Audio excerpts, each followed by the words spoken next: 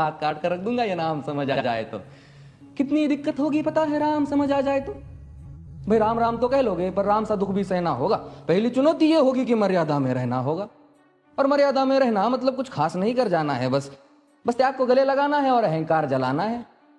अब अपने राम लला के खातिर इतना ना कर पाओगे, और शबरी का जूठा खाओगे तो पुरुषोत्तम कहलाओगे। काम क्रोध के भीतर रहकर तुमको शीतल बनना होगा। बुद्ध भी जिसकी इच्छाओं में बैठे वैसा पीपल बनना होगा ये सब कुछ, और वो भी शून्य में रहकर प्यारे। तभी तुमको पता चलेगा कि कितने अद्भुत राम हमारे। सोच रहे हो कौन हूं मैं? चलो बता ही देता हूं। तुमने ही तो नाम दिया था मैं पागल कहलाता हूं।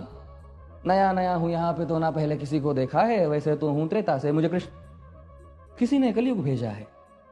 भाई बात वहां तक फैल गई है कि यहाँ कुछ तो मंगल होने को है, कि भरत से भारत हुए राज में, सुना है राम जी आने को है। बड़े भाग्यशाली हो तुम सब।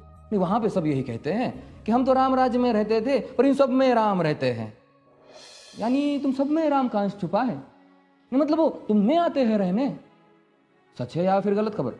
अगर सच्ची है तो क्या कहने, तो सबको राम पता ही होगा, घर के बड़ों ने बताया होगा। तो बताओ फिर कि क्या है राम? बताओ फिर कि क्या है राम? बताओ। अरे पता है तुमको क्या है राम? या बस हाथ धनुष तरकश में बांध, या वन में जिन्होंने किया गुजारा, या फिर कैसे रावण मारा लक्ष्मण जिनको कहते हैं भैया, जिनकी पत्नी सीता मैया। फिर ये तो हो गई वही कहानी, एक था राजा एक थी रानी। क्या सच में तुमको राम पता है? ये वो भी आकर हम बताए।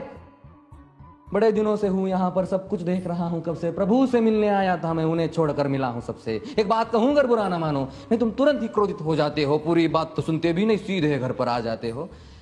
ये तुम लोगों के नाम जपो में पहले सा आराम नहीं। ये तुम लोगों के नाम जपो में पहले सा आराम नहीं। इस जबरदस्ती के जय श्री राम में सब कुछ है, बस राम नहीं।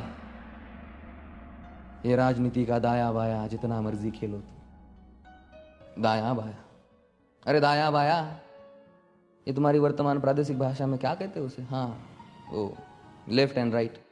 ये राजनीति का दाया बाया जितना मर्जी खेलो तुम चेतावनी को, लेकिन मेरी अपने जहन में डालो तुम। निजी स्वार्थ के खातिर अगर कोई राम नाम को गाता हो तो खबरदार, अगर जरूरत की और मेरे राम को बांटा तो।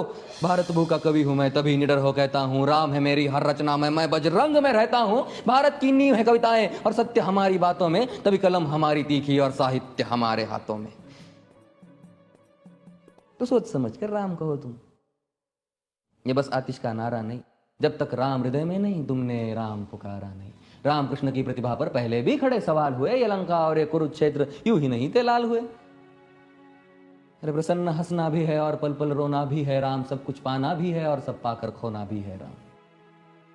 ब्रह्मा जी के कुल से होकर जो जंगल में सोए हो, जो अपनी जीत का हर्ष छोड़ रावण की मौत पे रोए हो, शिव जी जिनकी सेवा खातिर मारुत रूप में आ जाए, शेष नाग खुद लक्ष्मण बनकर जिनके रक्षक हो जाए, और तुम लोग क्रोध अहंकार छल कपट सीने से लगाकर सो जाओगे, तो कैसे भक्त बनोगे उनके? कैसे राम समझ पाओगे?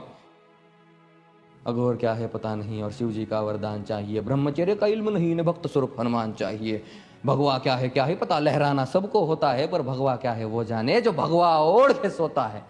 राम से मिलना, राम से मिलना, राम से मिलना है ना तुमको? निश्चित मंदिर जाना होगा, पर उससे पहले भीतर जा संग अपने राम को लाना होगा। जय सिया राम। और हाँ, अवधपुरी का उत्सव है, कोई कसर नहीं, सब खूब मनाना। मेरे प्रभु है आने वाले, रथ को उनके खूब सजाना। वो द्वापर में कोई राह तके है, मुझे उनको लेने जाना है। चलिए तो फिर मिलते हैं, हमें भी अयोध्या आना है। जय सिया राम। फिर से